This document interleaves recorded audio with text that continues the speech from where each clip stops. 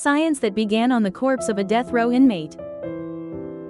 Please subscribe and like for Rembrandt's most dangerous painting. Rembrandt's The Anatomy Lesson about how in the face of death captures and the human gaze all at once.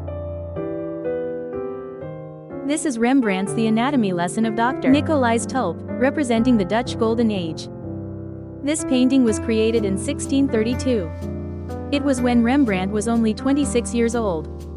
However, with this one work, he instantly rose to become the top painter in Amsterdam. First, let's take a look at what this scene is about. In the picture, there is a corpse lying on an autopsy surrounded by men dressed in black. The person performing the dissection in the center is Dr. Nicolaes Tulp, the leading surgeon of his time. This corpse is a real person. His name is Aris Kint. He was sentenced to death for robbery, and immediately was handed over to the surgical guild. At that time in the Netherlands, only the bodies of death row inmates were allowed to be dissected. This was due to religious reasons. Dissecting the bodies of ordinary citizens was considered an act against divine order. This anatomy lecture was not just a simple medical class. It was an official public event, held only once a year, attended not only by doctors, but also by politicians and members of the upper class. Literally, it was on display. However, Rembrandt does not depict this scene cruelly. The blood is hardly visible, and the face of the corpse is surprisingly calm. The reason is clear. The theme of this painting is not death, but rather the human attitude towards death. Now, let's take a look at the gazes of the characters. Surprisingly, most of the characters are not looking at the corpse. Their gaze is either on the book, following hand movements, or even directed towards us outside the picture.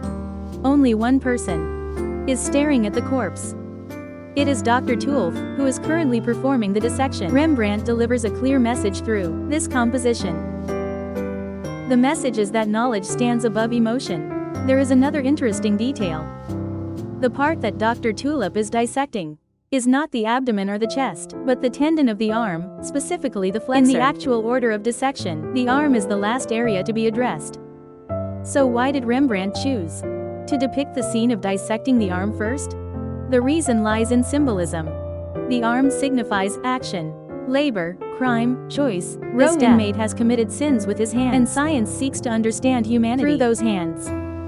The more surprising fact is that hand movements correspond exactly to those of the dissected corpse.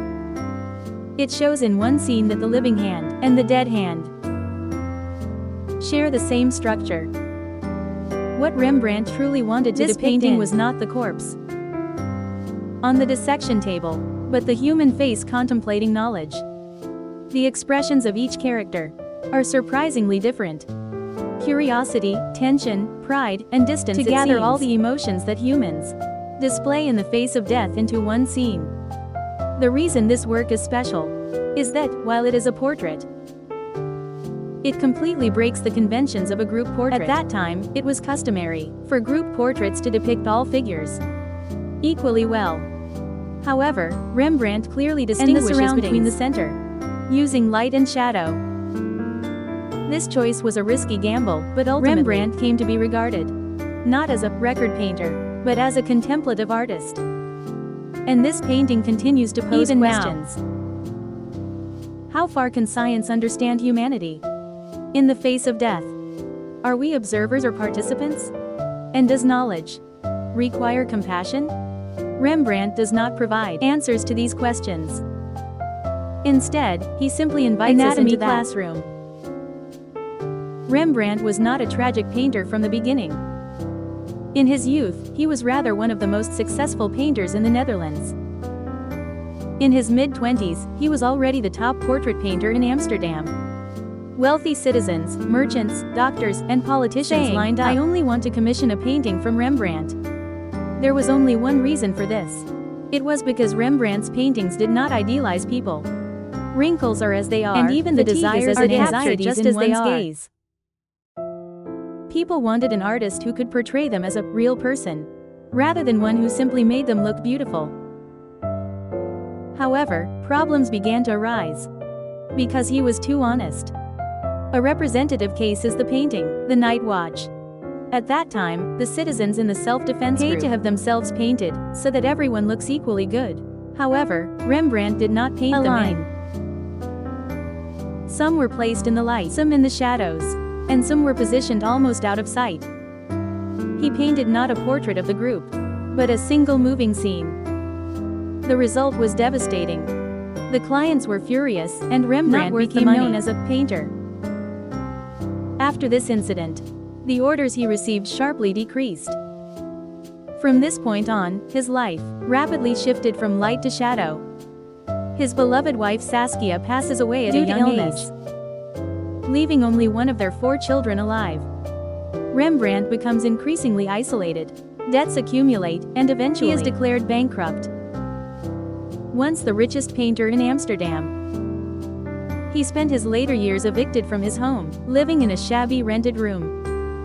Ironically, the works from this period are now considered the greatest by Rembrandt.